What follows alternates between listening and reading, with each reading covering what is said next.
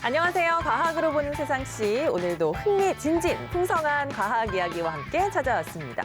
자, 두 분 지난 한 주도 잘 지냈죠? 김 과장님. 아우, 죄송합니다.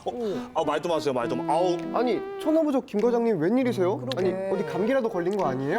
그게 아니고요. 아시다시피 제가 그 과학의 비밀을 찾아서 동해 번쩍, 서해 번쩍 출장을 다니잖아요. 근데 요즘에 아시다시피 또 이 미세먼지가 전국적으로 좀 기승을 부리고 있어가지고 제가 원래 기관지 좋기로 굉장히 유명해서 별명이 또 김기관지인데 기관지 뿌리가 왔어.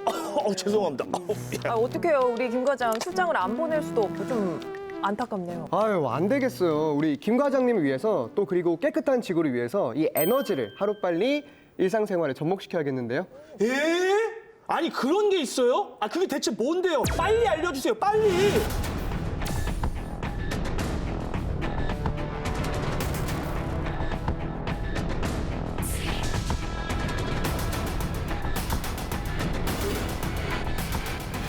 이대로 간다면 암담한 미래를 맞을 수 있거든요. 깨끗하고 무한한 에너지로의 전환이 절실한데요. 그 대표 주자가 수소입니다.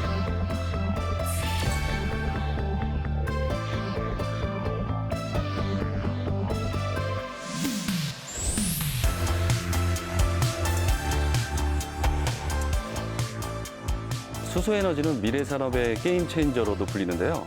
누가 수소와 관련 기술을 먼저 선점하느냐에 따라 주도권을 잡을 수 있습니다.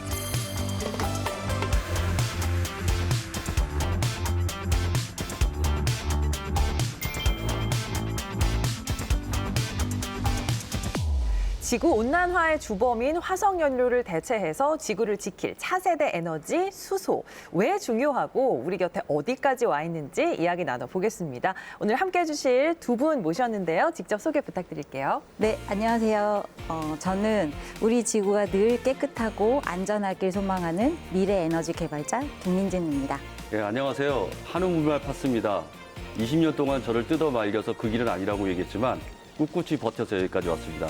지금은 저와 같은 꿈을 꾸고 있는 후학들을 양성하는 한국에너지공대에서 교수로 재직하고 있습니다. 사실 저희가 학창 시절 화학 수업 시간에나 접했던 수소라는 단어를 언제부턴가 참 자주 듣고 있거든요. 네. 요즘 수소 경제, 수소 사회라는 말이 참 심심찮게 들립니다. 맞습니다. 저는 이제 바야흐로 수소의 시대가 오고 있구나. 아, 수소 시대 이제 커밍순. 요거 좀 많이 느끼고 있는데 그 지난해 말 보니까 우리 사우디아라비아의 빈 살만 형님이 딱 내한을 해가지고 우리 한국 정부에다가 수소 에너지 그 협력을 요청했지 않습니까? 다른 나라도 아니고 에너지 강국, 그것도 석유 에너지 강국의 그 왕세자가 우리 정부에 이런 요청을 했다는 거는 이제 바야흐로 수소가 대세가 됐다. 거스를 수 없다. 어떻게 생각하십니까, 김 박사님? 네, 저도 그렇게 생각합니다. 수소는 수소 사회, 수소 경제 이런 거창한 단어가 생길 정도로 더 이상 에너지 원으로서의 존재에 머무르지 않고 우리 사회, 우리 경제 전반에 큰 영향을 미치는 아주 중요한 존재가 된 게 확실히 맞고요. 그럼 우리 세계는 왜 수소에 주목을 하고 있는지 그게 이제 궁금해질 텐데 그렇죠. 이유가 두 가지입니다. 수소는 먼저 우주의 75%를 구성하고 있는 우주에서 가장 흔한 원소예요. 고갈의 염려가 없죠. 네, 그리고 지구 환경을 오염시키는 환경 오염 물질을 전혀 배출하지 않는 100% 친환경 연료입니다. 그러니까 지구를 위기에서 구해줄 정말 미래 에너지, 아주 중요한 에너지네요. 그렇죠. 그렇죠. 또 그리고 가장 큰 장점 중에 하나가 그동안 화석연료 생각해 보시면 이 자원의 매장량이 많은 나라들이 에너지 강국으로 불렸잖아요. 이 수소는 지구 어디서나 존재하니까 어느 나라라도 기술력이 좀 뒷받침 된다면 기술 강국, 에너지 강국으로 거듭날 수 있다. 아, 예, 맞습니다. 그러니까 기존에 우리 화석 연료는 어디서 땅에서 채굴을 해야 되잖아요. 또는 이제 바닷속에서도 채굴을 해야 되고. 네. 그래서 지역적으로 편중되어 있는데 앞서 김민진 박사님이 말씀하신 대로 우리 우주의 전체 75%가 수소로 이루어졌기 때문에 우리나라에서도 찾아보면 굉장히 많이 존재하고 있습니다. 어떻게 빨리 수소를 화합물의 형태로 되어 있는 것을 우리가 수소로 반환하는 기술을 갖고 있어야 되느냐. 그런 기술을 선점하는 방법이 앞으로의 미래 그 에너지 주도권을 줄 수 있는 가장 키가 될 수 있다고 말씀드릴 수 있습니다. 어쩐지 아까 우리 뭐 손 대표님이 학창 시절 얘기를 했는데 제가 그 과학 수업 시간에 왠지 그 수소에 좀 정이 가더라고요. 아니 실제로는 제가 또 소고기집 가면은 암소 대신에 제가 수소만 먹거든요. 아, 과장하신다. 아니, 과장님, 예. 그렇게 수소에 대해서 잘 아세요? 아 당연히 잘 알지. 그러면 네. 수소의 원자번호는? 1번 그럼 수소의 원소기호는? H. 이거 기본 아니에요? 그러면 수소의 나이는?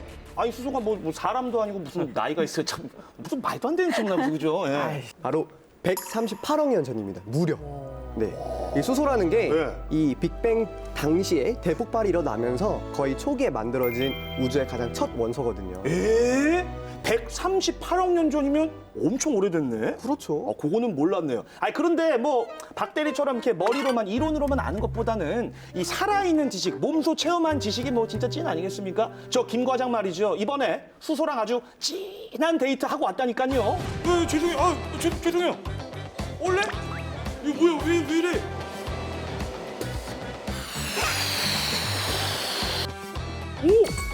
오!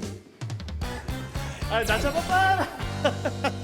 수소가 가진 장점이 참 많은 것 같은데 당장 우리가 쓰는 에너지원을 수소로 바꾸게 되면 여러모로 참 좋을 것 같거든요. 그런데 이렇게 늦어지는 이유가 뭘까요? 그렇게 어려운가요? 가장 또 어려운 점 뭐냐면 단도로 존재하지 않습니다. 그러니까 화합물 형태로 존재하는데 어쨌든 화합물 형태로 존재하는 걸 깨가지고 수소만 빼내는 기술이 굉장히 어렵습니다. 네. 그리고 우리가 이제 지금까지 4단계 에너지 혁명을 거쳤거든요. 처음이 나무였고, 석탄이었고, 석유였고, 그다음에 지금 수소 에너지로 변환이 되고 있는데요. 그때 단계별로 에너지가 변화가 될수록 굉장히 많은 시간들이 좀 걸렸습니다. 특히나 수소는 우리가 다뤄보지 않은 또 에너지원이기 때문에 이걸 취급하는 기술이나 이런 부분들도 아직 미숙한 상태입니다. 또 우리가 또 아무리 좋은 거라도 비싸면 좀 쓰기가 굉장히 부담스럽잖아요. 그렇죠. 예, 그래서 가격을 좀 저감시키기 위한 노력들은 또 기술력에 또 좌지우지 되기 때문에 그런 기술적인 부분들에 대한 노력이 굉장히 필요하고 시간이 그래서 조금 걸린다고 생각하시면 될 것 같습니다. 그러면 수소를 연료로 처음 사용한 건 언제인가요? 뭔가 그렇게 오래되지는 않았을 것 같은데요. 생각보다는 상당히 오래됐어요. 아. 네, 지금으로부터 한 50여 년 전에 오. 1969년 네. 여러분들 혹시 우리 인류가 최초로 달 착륙에 성공한 우주선 이름 아폴로 11호. 정답. 저희도 다구리 호텔 때 이렇게 배웠습니다. 그렇습니다. 그 아폴로 11호를 작동시켰던 동력의 연료가 바로 수소. 그게 이제 수소를 최초로 연료로 사용한 시기입니다. 처음 나사에서 달 탐사를 계획하면서 우주선의 연료로 핵연료와 2차 전지를 고민을 했어요. 근데 핵연료는 안전상의 문제가 해결되지 않았고 2차 전지는 방전이 되고 나서 다시 충전을 할 방법을 못 찾았어요. 그래서 이제 결국 선택한 게 수소를 이용해 전기를 발전하는 연료전지 엔진을 탑재했어요. 연료전지 간단하게 설명드리면 뭐냐면 수소를 연료로 사용해서 전기를 발전하는 발전장치다 이렇게 생각하시면 쉽습니다.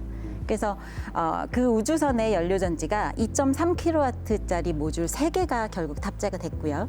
거기서 발전되는 전기들 가지고 우주선의 다양하고 많은 기기들의 전원을 공급해서 안전하게 달에 착륙할 수 있었고요. 거기에 또 추가적으로 연료전지는 전기를 생산하고 나면 물이 나오는데 우주 비행사들의 생명수 역할을 그 물이 해줬다는 속설도 있습니다. 일석이조. 네. 예. 네, 좀 안타까운 것은 상용화로 바로 연결이 되지 못했고 수소를 저장하는 기술들의 기술적인 취약점들을 극복하지 못했어요. 당시에는. 하지만 최근에는 이제 그런 기술들이 한 단계 한 단계 다 개발이 완료돼서 많이 활용도가 늘어나고 있는 상황입니다. 자, 최근 들어서 다시 주목을 받으면서 이 인기가 말이죠. 이 김 과장의 인기만큼이나 아주 그냥 급상승하고 있다고 하는데, 아니 그렇다면 대체 이 수소를 어디 가면 만날 수 있는 건가요? 알려 수소!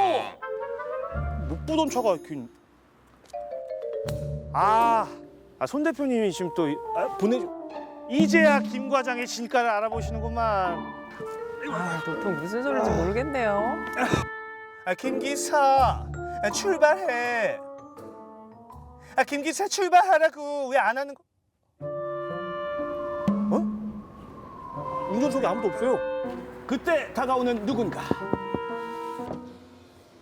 예. 나오셔야죠. 내리라고요? 뭐 내 차 아니었어 이거?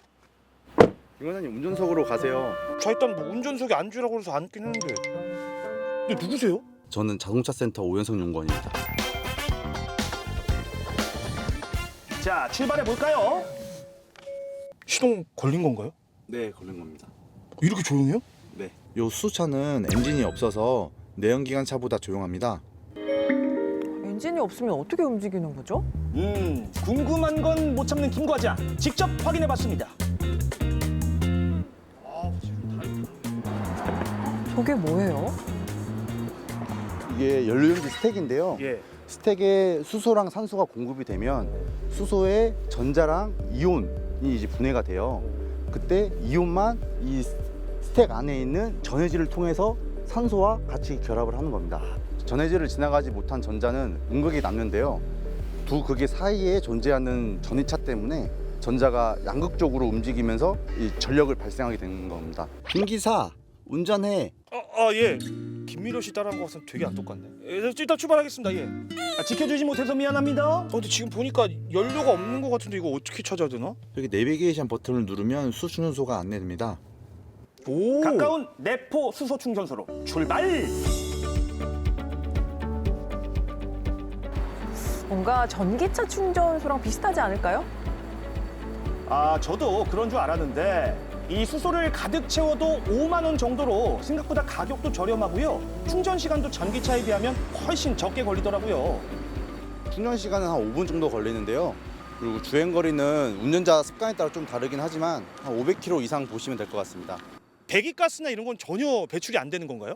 네, 순수하게 물만 나오기 때문에 친환경 차라고 할 수 있습니다. 야, 역시 엄지척.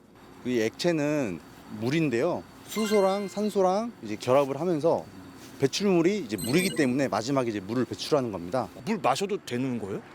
저도 살짝 먹어보기는 했는데 배만 아프고 문제는 없었습니다. 빵 부스러기가 아닌 이 물줄기를 따라가다 보면 수소차를 만날 수 있답니다. 말씀 또 들으면 들을수록 이 수소 자동차 더 많아져야겠다는 생각이 드는데 이렇게 뭔가 좀 지원을 좀 받아야 되는 거 아닙니까? 안 그래도 수소차 대중화를 위해서 적극적으로 지원해주는 곳이 있습니다. 거기가 어딘데요? 바로 저기요.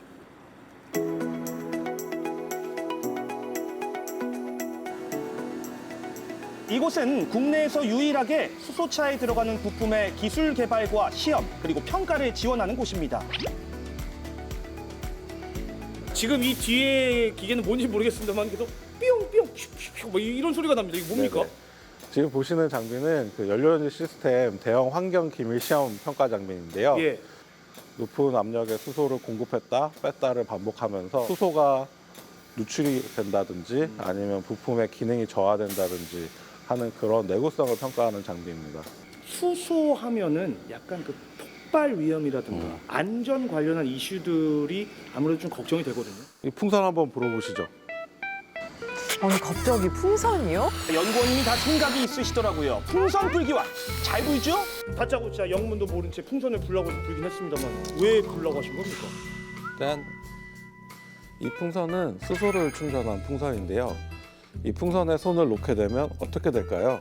제가 봤을 때는 이게 분명히 요거는 떨어지는데 요거는 올라가니까 이런 질문 하신 것 같은데 자, 우리 김 과장 저력 보여줘야죠. 내가 봤을 때 요거 지금 반전이 한 번 있어.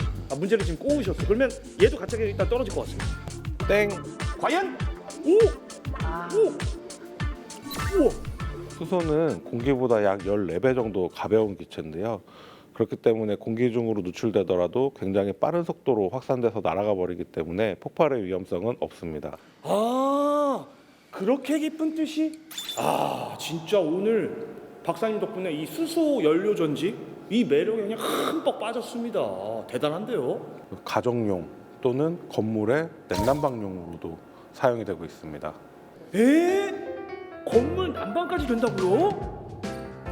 수소 에너지의 또 다른 모습을 볼 수 있는 곳으로 가봅시다. 혹시 그 깨끗한 에너지 어디 가면 만나볼 수 있나요? 지하에 가면 만나볼 수 있습니다. 대단한 것들은 좀 은밀한 곳에 숨겨져 있군요. 혹시 그럼 괜찮으시다면 한번 좀 보러 가실까요? 네, 따라오십시오. 알겠습니다. 근데 너무 우스한 지하로 내려가시는 거 아닙니까? 아니 걱정 마시고 저를 따라오세요. 예.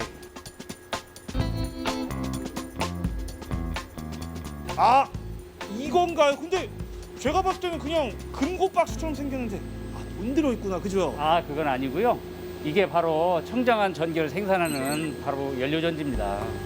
그냥 보면 철제 보관함 같지만 이 연료전지는 도시가스를 수소로 변환해 전력을 생산하는 시스템으로서 이 생산 과정에서 생기는 폐열로 난방도 가능합니다. 지금 열심히 전기를 만들어내고 있네요. 보이시죠?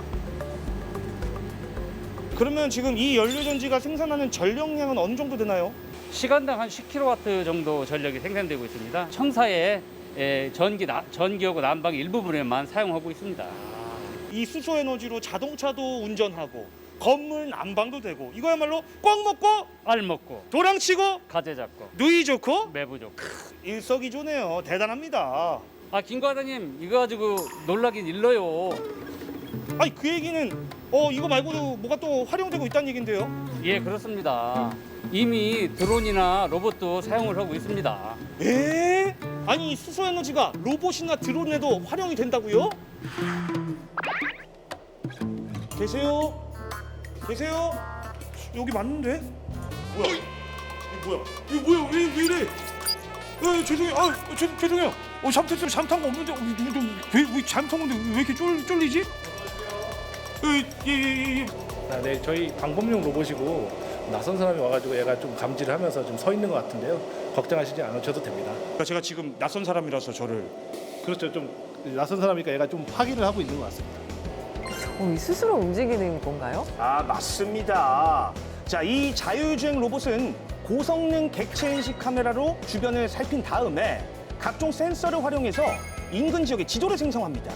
자, 그리고 그곳에서 자신의 위치를 특정할 수도 있는데요. 왜냐면요, 바로 이 라이다 센서 덕분이죠. 제가 뭐 사실 자율주행 로봇 굉장히 많이 봤거든요. 왠지 좀 금방 지치지 않을까 생각이 듭니다. 배터리도 빨리 달고. 얘는 배터리랑은 다르게 엄청 긴 에너지를 갖고 있어서 쉽게 지치지 않습니다. 그 비결은 바로 수소 연료 전지에 있습니다. 이 로봇에도 수소가 들어가요. 그럼요. 이 로봇에 탑재된 수소 탱크는 한 번 충전으로 3일은 거뜬하다고요. 여기에 들어있는 수소 탱크는 국제 공인 시험을 거쳐서 특별하게도 아주 특별한 안전 기준을 다 확보를 하였습니다. 그래서 일반인도 쉽게 수소용기를 교체하고 충전할 수 있습니다. 와, 수소 자동차에 저는 이제 건물 냉난방도 수소 에너지가 쓰인다고 놀랐는데 자율주행 로봇까지 된다니까 더 놀라운데 혹시 이 활용되는 게 더 있을까요? 수소 드론, 아니면 수소 지게차, 그리고 트랙터, 그리고 수소 굴삭기까지 지금 다양한 제품들이 이제 조만간 출시될 예정입니다. 수소 드론은 일반 드론에 비해서 긴 시간 장거리 비행이 가능한데요. 자, 얼마 전엔 말이죠. 이 바다 건너 섬에 택배를 배달하는데도 성공했습니다. 뭔가 듬직해 보입니다. 그렇죠? 어떻게 형과 함께 더 깨끗한, 더 청정한 세상 한번 만들어 볼까? 나 잡아봐. 오케이. 수소의 변신은 무죄. 너의 모습을 더 보여줘. 네, 수소 에너지 아직은 좀 먼 미래의 에너지라고만 생각을 했었는데 이미 자동차, 난방 비롯해서 여러 분야에서 활용이 되고 있었어요. 맞습니다. 아직은 초기 단계라고들 하지만 제가 이번에 직접 경험해 보니까 이 수소 사회가 이제 머지 않았구나 이런 생각이 딱 들더라고요. 아니 아까 과장님이 수소 자동차를 타셨잖아요. 네. 저는 그게 너무 신기했는데 사실 제 지인분들도 이 미래에 전기차를 사야 될지 수소차를 사야 될지 너무 많이 고민을 하더라고요. 전기 자동차와 수소차는 일단 공통점이 전기로 그 원동력을 사용한다는 게 있습니다. 그리고 또 하나의 공통점은 둘 다 주행 중에 환경 오염 물질을 배출하지 않는다는 장점을 가지고 있습니다. 네. 그럼 차이점은 뭘까요? 전기 자동차는 배터리가 엔진이고 네. 수소차는 연료전지 스택이 엔진인데 배터리는 전기를 생산하지 않고 누군가 생산해낸 전기를 저장했다가 방전시키는 에너지 저장 장치고요. 연료전지 스택은 수소를 연료로 이용해서 전기를 직접 생산하는 발전 장치라는 특징이 있습니다. 궁극적으로 미래에는 연료전지처럼 친환경으로 발전을 하는 장치가 전기 자동차에도 꼭 필요한 존재인 거죠. 그런데 말이죠. 저희같이 평범한 사람들은 사실 기본적인 원리를 떠나서 그냥 연비 좋고 그다음에 그치. 충전 편한 거 이게 사실은 맞아요. 최고거든요. 맞아요. 그런 측면에서 봤을 땐 이게 어느 게 더 나은 걸까요? 전기차는 어떻게 보면 그 주행 거리가 보통 한 400km까지 된다고 얘기를 하고 있고요. 그다음에 수소차는 600km로 뭔가 좀 장거리에 조금 더 유리한 면이 좀 있습니다. 그리고 충전 면에서는 전기차는 지금 급속 한 20분, 30분까지는 바라보고 있고요. 수소차 같은 경우는 지금 한 5분 정도를 이제 시간을 보고 있는데 아무래도 그 휘발유 차량보다는 좀 불편한 게 사실입니다.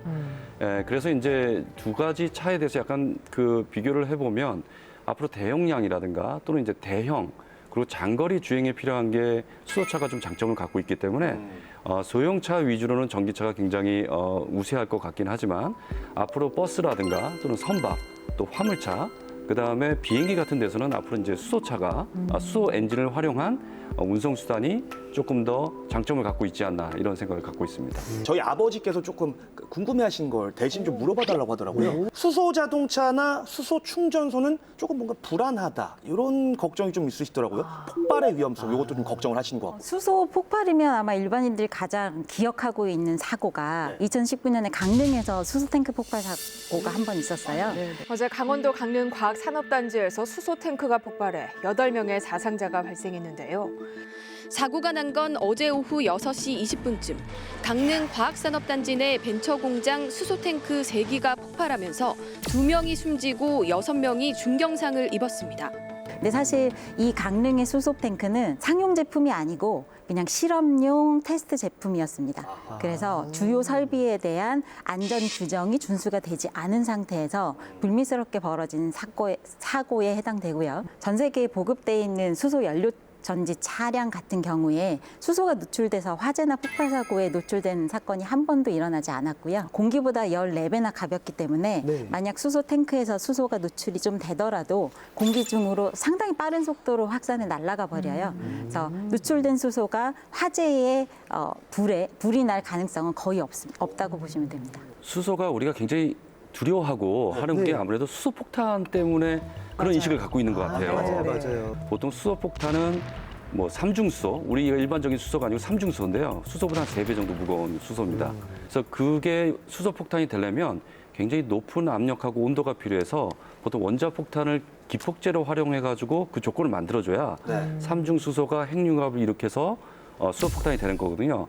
그러니까 현실에서는 우리가 아무리 수소를 활용한다 하더라도 그런 일은 절대 일어날 수 없기 때문에 그렇게 두려워할 필요는 없다고 보고 있습니다. 아버지 들으셨죠? 두 분 말씀 들어보니까 뭐 수소 자동차 충전소 폭발 걱정 안 해도 된다고 합니다. 그러니까 이제 걱정하지 마시고 푹 주무세요. 사랑합니다. 예.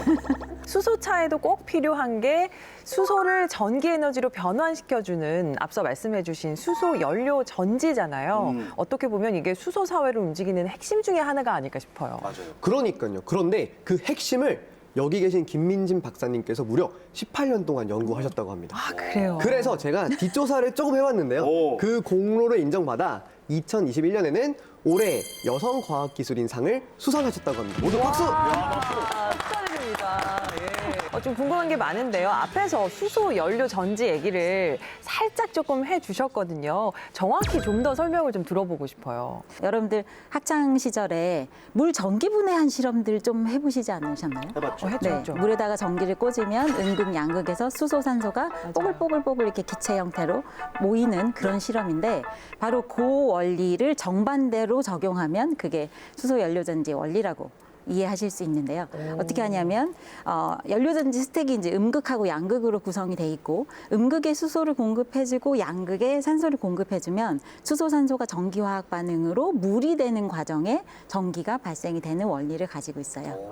그래서 이 원리에서 알 수 있듯이 물밖에 그 부산물이 없기 때문에 100% 친환경 발전 장치가 되고요. 또 전기뿐만 아니고 전기에 상응하는 만큼의 용량으로 열을 생산하게 되는데 전기 에너지와 열 에너지를 동시에 사용하면 종합 효율이 90%까지 상당히 높게 올라가요. 그래서 친환경이고 고효율 발전 장치가 연료전지다라고 말씀드릴 수 있겠습니다. 와, 살짝 과학 예전에 수업 시간에 일타 강사 선생님 같은 느낌이 살짝 나시네요. 김민진 박사님께서는 그럼 구체적으로 그 연료전지 스택 관련해서 또 어떤 기술을 연구하고 계신 거예요? 연료전지가 수소차, 그다음 건물용, 발전용 이렇게 다양한 종류의 연료전지가 쓰여요.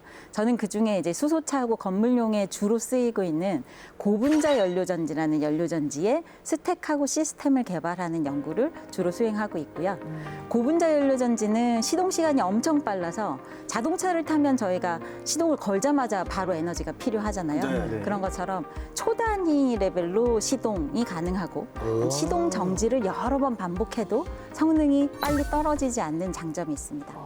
그래서 이제 수소차에 적용하기에는 제가 연구하고 있는 고분자 연료전지가 아주 적합한 타입의 연료전지가 되는 거죠. 고분자 연료전지 지금 국내에서도 자체 기술이 개발이 성공돼서 상용화가 됐고요. 연구개발 초기에는 성능이 이제 상용 제품이 될 만큼 끌어올리는 데 좀 집중을 했다면 지금은 이미 상용화가 시작됐기 때문에 그 성능이 지속적으로 유지가 되는 내구성, 수명이 오래 가는 연구들에 좀 더 포커싱을 맞추고 있는데요. 만약 3년을 쓸 수 있는 연료전지를 수명을 5년이나 10년으로 늘린다. 그러면 10년을 쓰는 동안 연료전지를 교체하는 비용이 들지 않아서 단가가 낮아지고 경제성이 크게 확보가 되는 기술인 거죠. 확 와닿네요. 네. 마침 수소연료전지 얘기가 나와서 말인데 네. 이 우리나라가 이 수소연료전지 분야에서 세계적인 리더 역할을 하고 있다는 거 아시나요? 아니 박 대리가 그걸 어떻게 합니까? 제가 사실은 전공이 수소입니다. 네, 지금 석사 그랬어요? 2년 차에 접어드는데요. 네, 어떻게 하면 더 깨끗하고 효율이 좋은 수소를 생산할 수 있을지 그 분야에 대해서 연구를 하고 있는데 수소 연료 전지만큼이나 또 이제 수소를 어떻게 생산하는지가 중요하기 때문에 그렇죠. 나름대로 또 매력이 있는 분야입니다. 박 대리가 또 수소가 전공이라고 하니까 이것도 알 것 같아요. 수소 연료 전지도 그렇지만 수소 사회, 수소 경제가 제대로 돌아가기 위해서는 수소가 잘 보급이 돼야 되는 거잖아요. 그렇죠. 그렇게 되면 에너지원으로서의 수소는 어떻게 만드는지 이것도 알고 있어요? 네, 제가 조금 공부한 걸로 좀 알려드리자면 네. 사실 지금 전 세계에서 생산한 수소는 그렇게 깨끗한 수소는 아닙니다. 네, 왜냐하면요, 이 수소라는 게 석유화학이나 또는 철강 제조 과정에서 만들어지는 이 부산물이나 천연가스를 통해서 만들어지는데 문제는 이 과정에서 이 수소 발생 시 이산화탄소도 같이 탄생하게 돼요. 수소 1kg을 만들 때 이산화탄소가 무려 11kg이나 발생한다고 합니다. 이게 말이 됩니까? 아니 깨끗한 지구를 만들기 위해서 지금 수소 에너지를 쓰는 건데 그 과정에서 이산화탄소가 배출이 된다고 하니까 더 깨끗하게 수소 에너지를 생산할 수 있는 방법 없나요?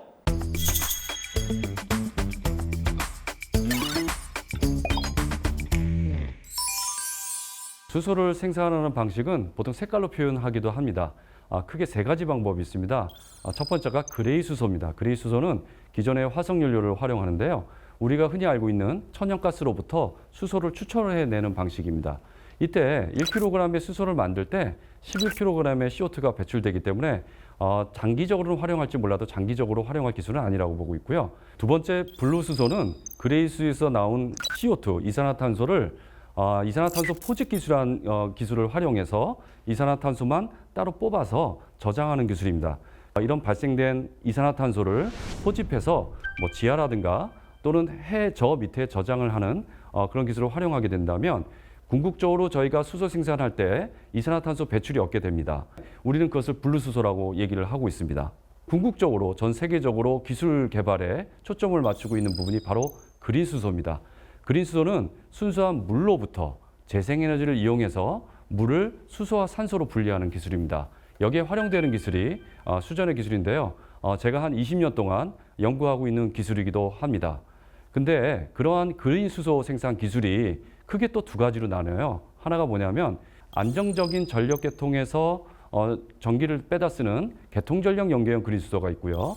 또는 앞서 말씀드린 대로 굉장히 간헐성을 갖고 있는 재생에너지로부터 직접 연결해서 만드는 수소 생산 기술이 있습니다.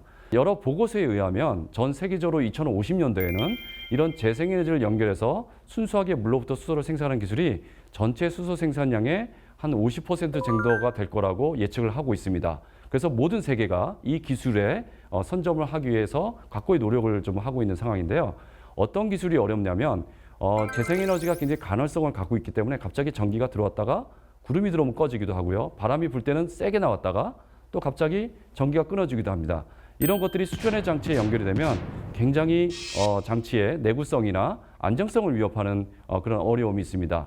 이런 기술을 타개하기 위해서 많은 노력을 하고 있는데요. 우리는 그것을 1세대 또는 2세대 수전의 기술이라고 얘기합니다. 1세대 수전의 기술은 안정적인 전력으로부터 생산하는 수소고요. 2세대 수전의 기술은 이런 변화무쌍한 전기로부터 수소를 만드는 생산 기술입니다. 둘 다 그린수소라고 얘기를 하고 있지만요. 두 번째 기술이 바로 우리가 비행기로 얘기하면 민항기와 전투기 차이라고 보시면 될 것 같습니다.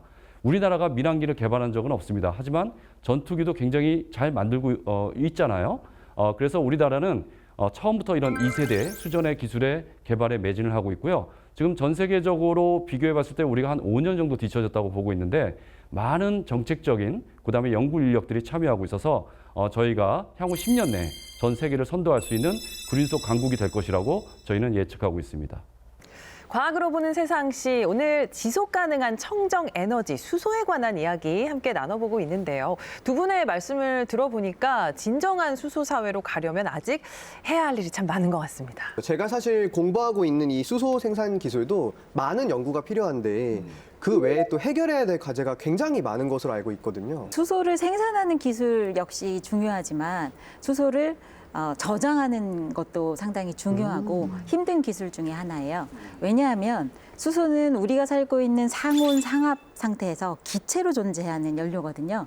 기체다 보니까 그 부피가 엄청 커요. 네. 근데 저장이라 하면 좀 컴팩트한 공간에 효과적으로 그 연료를 넣을 수 있어야 되는데 이 부피 큰 수소를 핸들링하기가 쉽지 않은 거죠. 그래서 저희가 사용하고 있는 저장 기술 3가지로 구분을 해서 설명드리면 기체 저장, 액체 저장, 고체 저장 이렇게 3개로 나눌 수 있고 상용화에 접근한 기술은 기체 저장과 액체 저장입니다. 기체 저장 먼저 설명을 드리면 1기압으로 있는 수소를 좀 압축을 시켜서 몇 바까지? 한 700바 정도까지 엄청 고압으로 압축을 시키면 그 부피를 상당히 줄일 수 있거든요.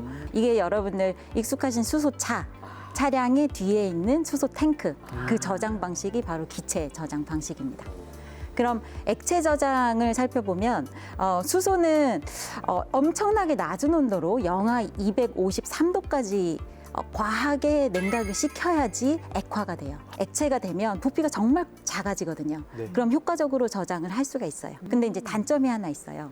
그렇게 과하게 냉각을 시켜놓은 냉각의 온도를 관행 온도를 유지하기 위해서 에너지를 계속 써야 된다는 그러네요. 단점이 있습니다. 그리고 액체 저장의 또 하나의 종류가 있는데 유기화합물, 암모니아 같은 유기화합물에 수소를 그 내부에다가 저장을 시킬 수가 있어요. 네.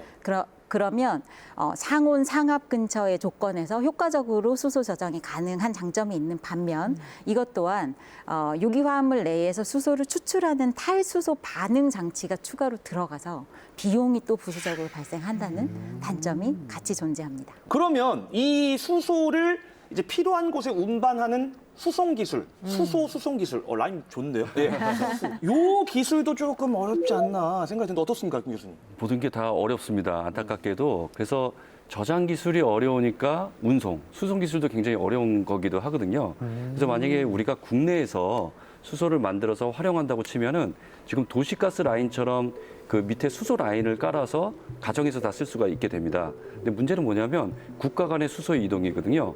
우리가 해외에 수소를 보낼 수도 있고 해외에서 또 재생에너지가 많은 곳에서 수소로 전환해서 가져올 수가 있는데 이런 기술은 모두 다 저장해서 와야 되는 거거든요. 굉장히 많은 양으로 갖고 오려면 아까처럼 컴팩트하게 압축을 한다든가 네. 또는 액화한다든가 해서 와야 되는데 우리가 한번 계산해 보니까 호주에서 여기까지 오는데 한 15일 정도 걸린다고 얘기하더라고요. 15일? 액화를 시켜가지고 얘들이 조금씩 기화가 되는 거예요. 그러면 호주에서 우리나라까지 오는데 거의 30% 정도가 수소가 다 날아가 버리는 문제가 발생하는 겁니다. 오는 중에. 그래서 이런 부분들을 빨리 기술 개발을 통해서 이제 확보를 해야 되는데 해외 모든 국가들이 그 기술을 개발하려고 다 달려들고 있어요. 그러니까 앞으로는 이 수소 에너지를 누가 어떻게 생산하고 또 어떻게 저장하고 어떻게 수송하는지가 이 뭐랄까요 신흥 에너지 강국으로 되느냐 안 되느냐 이걸 좀 좌지우지할 것 같은데 앞에 계신 우리 두 분과 또 우리 수소 에너지계 신성 미리 잘 부탁드립니다. 예. 부탁드립니다. 수소 사회, 수소 경제가 정말 우리 곁으로 성큼성큼 다가오고 있습니다. 앞으로 어떤 곳에서 어떻게 수소가 쓰이게 될지 조금 더 자세히 알고 싶어요. 가장 눈에 보이는 거는 수소차거든요. 네. 그렇죠. 돌아다니니까요. 근데 우리가 이제 수소 경제라고 얘기를 하고 있는데요. 그 경제 틀 내에서 수소차는 굉장히 일부분입니다. 대다수 이산화탄소가 제일 많이 배출되는 곳이 제철소입니다. 그 제철은 뭐냐면 철이 산소랑 붙어 있는데 그 산소를 떼내기 위해서 지금 석탄, 코크스라고 얘기하는데요. 그렇죠. 그걸 떼어가지고 산소를 빼내는 거거든요. 그래서 어마어마한 CO2가 나오고 있어요. 그래서 그 철을 산화되어 있는 물질을 가지고 환원하기 위해서 수소를 그대로 활용하면 물만 나오게 됩니다. 그래서 어마어마한 그 수소가 필요하게 되고 우리가 활용하는 수소차보다도 더 많은 수소량이 거기에 이제 공급이 될 예정입니다. 그리고 다양한 분야에서, 그러니까 우리가 지금 가스레인지를 도시가스를 쓰고 있잖아요. 네. 이 부분도 앞으로 다 수소로 쓰게 될 거고요. 모든 석탄 화력 발전이나 이런 부분에서 활용되고 있는 에너지원들이 다 수소로 변환이 될 겁니다. 그래서 대용량의 전력을 생산하는 것도 수소가 될 거고요. 그런데요, 제가 사는 집 또는 제가 일하는 건물에서 이 수소가 난방이나 온수를 공급하는 에너지원으로 사용되려면 이게 대체 언제, 어떻게 좀 활용이 되는지 궁금합니다. 그러게요.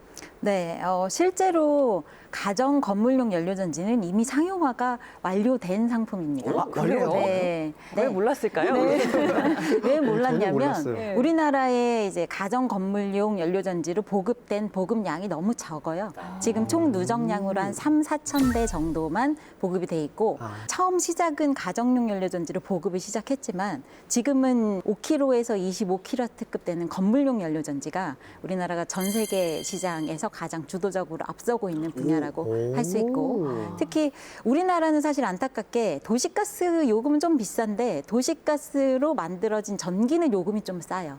그럼 연료전지 경제성 확보하기가 쉽지가 않잖아요. 근데 이제 반대로 유럽은 도시가스 비용이 저렴하고 만들어진 전기의 단가가 높아요. 그래서 도시가스로 수소를 만들어서 전기를 생산하는 그 건물용 연료전지가 경제성이 상당히 확보하기가 좋은데 최근에 이제 좋은 희소식이 있습니다. 국내 제작사가 유럽에 진출해서 유럽의 인증 제도인 CE 인증 마크를 획득했어요. 와. 그래서 앞으로 1, 2년 내에 유럽의 건물용 연료전지를 수출하는 게 가시화가 될 걸로 기대를 하고 있습니다. 다가온 수소 사회 시대에 글로벌 시장에서 선도적 위치를 차지하기 위한 노력이 계속되고 있는데요. 연구진들의 끊임없는 도전과 열정 응원하겠습니다.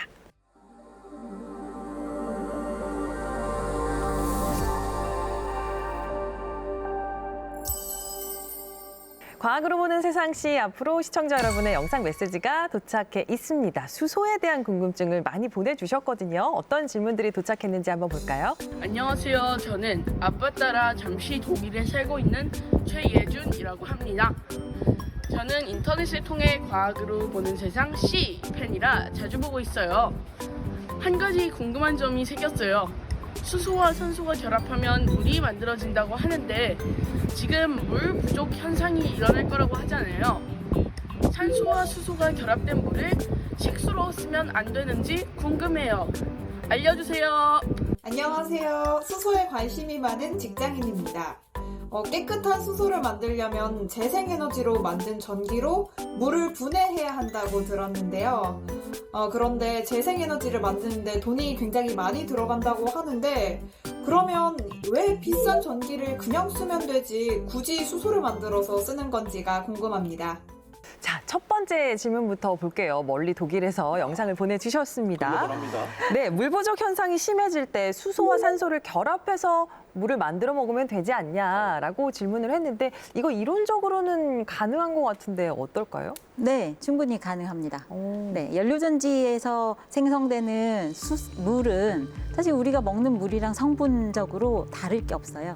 네. 하지만 이제 생수로 먹을 수 있는 정도의 후처리 공정이 달려 있지 않기 때문에 직접 연료전지 그 시스템에서 물을 마실 수는 없는 거고, 그리고 이제 전 세계적으로 연료전지 보급량이 아직은 좀 미미해서 세계의 물 부족 현상을 극복하기에 그 발생 물량이 좀 적다고 봐야 되는 거죠. 그러면 나중에는 이 수소 생산 기술이 발전해서 수소 가격이 좀 저렴해지면 뭐 이런 날도 오지 않을까요? 우리가 정수기 쓰듯이 수소랑 산소를 섞어가지고 맛있는 물을 만들고 또 마시고 이런 날들도 올 것 같은데요. 네, 충분히 가능합니다. 네. 다 가능하다 그러니까 맞는 건데요.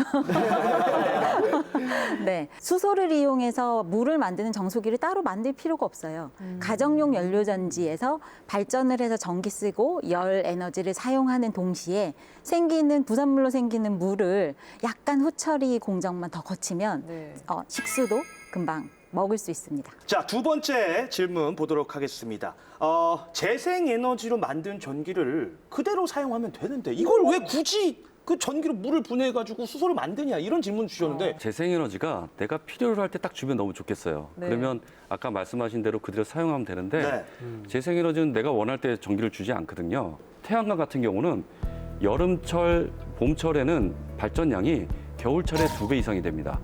그럼 만약에 우리가 태양광으로 모든 에너지를 충족한다고 하면 여름에는 맨날 남아들고요. 겨울에는 맨날 부족하게 될 겁니다. 그런 부분들을 갖다 밸런스를 맞춰주기 위해서 수소로 저장을 해서 수소로 변환을 해서 그 수소를 필요할 때 부족할 때 전기로 공급한다든가 또는 그 전기 말고의 영역이 있잖아요. 뭐 제철 산업이라든가 다른 영역에서 우리 수소를 활용할 수 있기 때문에 재생에너지를 그렇게 남아돌 때 또는 값싸질 때 바로 전기가 아닌 수소로 활용해서 에너지원으로 사용할 수 있는 그런 부분이 바로 수전해라고 얘기할 수 있겠습니다. 그렇군요. 알겠습니다. 자, 이렇게 해서 오늘도 알쏭달쏭 시청자 여러분의 궁금증들 두 분께서 명쾌하게 해소해 주셨습니다. 정말 얘기를 들으면 들을수록 수소가 가져다줄 미래의 변화가 상상 그 이상인 것 같아요. 제 말이 그 말인데 저는 이 수소를 한마디로 미래의 석유다 이렇게 좀 표현을 하고 싶거든요. 저는 그거 이상이라고 보고 있습니다. 특히 우리나라는 작년에 저희가 모든 에너지 양의 95%를 해외에서 다 수입을 해온 겁니다. 95%? 예. 석유 같은 경우는 중동 지역에서 우리가 갖고 오잖아요. 네. 거기에 여러 지나오다 보면 뭐 말레 해역 같은 데는 해적들도 되게 많아요. 석유를 채굴하고 그다음에 석유를 운송해 오는 그 군사적인 영역까지도 우리나라가 스스로 못 해내고 있다는 것이 지금 현재 화석연료 사업에서의 우리나라의 위치라고 보시면 될 것 같습니다. 네. 하지만 수소는 우리가 기술력만 있으면 만들어낼 수 있잖아요. 네. 어디에든 존재하고 있고요. 그래서 그런 부분에서 어떻게 보면 에너지 안보 측면에서 굉장히 유리하다고 볼 수 있고요. 에너지 강국이 될 수 있는 그런 굉장히 강점을 갖고 있는 에너지라고 저는 생각하고 있습니다. 최근 수소 경제에 대한 계획이 이제 작년 11월에 발표가 된 게 이제 최신 버전인데 거기에 따르면 지금까지 수소를 잘 쓰고 있었던 수송 부분, 발전 부분 그리고 수소를 저가로 생산하는 생산 부분 이렇게 기존에 잘 하고 있었던 부분들을 기반으로 이제 시장을 확대하기 위해서 인프라를 구축하는 사업 그래서 관련된 수소랑 관련된 산업들까지 빨리 발전하는 데 가속을 붙일 수 있게 기반을 마련하는 쪽으로 크게 계획을 잡고 있고요. 2030년까지 지금까지 수소차가 승용차 위주로 개발이 됐다면 이제 대용량 트럭이나 버스 등에 해당되는 상용차, 수소 상용차 개발을 총 3만 대 그리고 거기에 충전이 가능한 수소 충전소를 액화 방식의 타입으로 70개소를 개소하는 걸 목표로 가지고 있고 또 2036년까지는 수소를 활용한 발전 자체를 전체 발전량의 7.1% 이게 엄청난 숫자거든요. 7.1%를 달성하겠다는 목표를 가지고 있습니다. 그리고 교수님께서 하고 계시는 수전해 기술인데 수전해가 일부는 국산화가 돼 있고 일부는 이제 수입에 의존하는데 이걸 100% 국산화를 만드는 걸 목표로 하고 있습니다. 대전 충남 지역도 수소에 대한 굉장히 관심이 많거든요. 그래서 20년 7월인가 충남이 수소 특구로 지정이 됐습니다. 그래서 김민진 박사님이 하고 계신 건물용, 가정용 연료전지 그 시스템 구축을 시작으로 해서 수소 전주기에 대한 인프라들이 차근차근 계획이 되어 있거든요. 특히나 당진시는 그 수소 도시로 충남 지역에서 처음으로 선정이 됐거든요. 그래서 내년부터 26년까지 한 400억 원 정도의 예산이 투입돼서 수소 전주기에 필요한 인프라들이 구축될 예정입니다. 그 국내에서는 저희가 도시가스 라인처럼 수소 배관들이 다 운영이 될 거라고 말씀드렸잖아요. 네. 그런 부분에 대한 연구도 진행이 될 거고요. 그래서 지금 모든 어떤 충남뿐만 아니라 여러 지자체에서 이런 연구들이 굉장히 활발하게 진행되고 있다고 말씀드릴 수 있겠습니다. 예, 국가적인 차원에서의 계획도 잘 진행이 돼야 됐고요. 또 두 분처럼 또 이제 그쪽에서 종사하시는 분들의 인력이 또 잘 큰 역할을 해 주셔야 할 것 같습니다. 두 분 마지막으로 시청자분들께 좀 남기고 싶은 말씀 있을까요? 제가 수소 연료전지를 개발한 초기에는 저는 연구만 잘하면 기술만 완성도가 높으면 바로 상용화가 될 걸로 착각을 하고 있었어요. 근데 해보니까 이제 어떤 특정 기술이 상용화가 된다는 것은 기업의 과감한 투자도 필요하고 정부의 지속적인 제도적인 지원이 엄청 중요하더라고요. 그리고 또 하나가 있어요. 일반 국민들의 수용성이 필요합니다. 그래서 여러분들이 수소를 막연히 두려워하고 막연히 좀 부담스러워 하신 그런 느낌들을 좀 오늘 이 방송을 통해서 좀 걷어가 주시면 정말 감사하겠습니다. 우리나라가 지금 선진국에 지금 올라섰잖아요. 선진국에 들어서기까지는 앞에 선도국들이 길을 뚫어 놓으면 거기를 우리가 쫓아갔던 것 같습니다. 그러다 보니까 리스크가 그렇게 크진 않았어요. 열심히 하면 됐거든요. 근데 우리는 이제 그 나라보다도 앞에 서야 된다면 앞이 보이지 않는 길을 우리가 뚫고 나가야 됩니다. 잘못하다 보면 잘못된 길을 갈 수도 있거든요. 지금 그 산업계에서는 수소 관련된 인력이 너무 지금 필요한 상황입니다. 근데 아직 대학원 진학률이나 이런 부분들이 굉장히 높지 않아서 많은 부분들이 연구 인력이나 이런 부분들 지원을 좀 해서 우리나라에 필요한 인력이 많이 그 충당이 됐으면 하는 바람을 드립니다.